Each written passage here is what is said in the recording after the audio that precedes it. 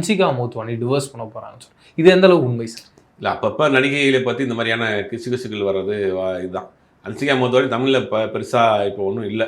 ஆனால் ஒரு செய்தி போய்கிட்டு இருக்கு, அது எந்த அளவு உண்மைங்கிறது தெரியல நமக்கு. Okay sir. அண்டு அனிருத்தை பற்றியும் ஒன்று சொல்லிட்டு இருக்காங்க. அவங்க வந்து சர்ஜிக்கலாக நிறைய விஷயங்கள் பண்ணியிருக்காங்க, அதன் மூலமாக தான் இவ்வளோ அழகாக இருக்காங்கன்னு சொல்லிட்டு அதை பற்றின உங்களுடைய கருத்து? இல்லை, எல்லா நடிகளுமே ஸ்டீராய்டு எடுக்கிறது, இந்த மாதிரியான சர்ஜரி பண்ணுறதுலாம் சினிமாவிலையும் சரி, இன்னைக்கு காமனாக இருக்கக்கூடிய லேடிஸே பண்ணுறாங்க இல்லையா? ஏன் லேடிஸும் பண்ணுறாங்க, பணம் இருந்தால் என்ன வேணாலும் பண்ணலாம். அப்படிங்கும் போது அவங்க பண்ணியிருக்கிறதுக்கு வாய்ப்பு இருக்குது. பட் அதனால தான் அப்படிங்கிறதுக்காட்டி அவங்க அதை காட்டிலும் அவங்க வந்து ப்ரொமோஷன்ஸ் நிறைய அன்றைக்கி சம்பாரிச்சிட்டு இருக்காங்க. கண்டிப்பாக சார். அதனால் வந்து பண்ணியிருக்காங்களா என்னங்கிறது தெரியல. பட் அது ஒரு எல்லாரும் பண்ணுறாங்க, காமனாக பண்ணக்கூடிய விஷயம் தான்.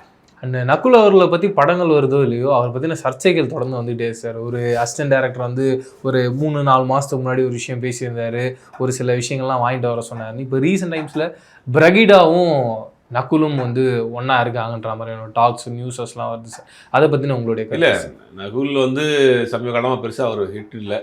ஆனால் ஒருவேளை அவரே கலக்கி விடுறாருங்கிறது தெரியல.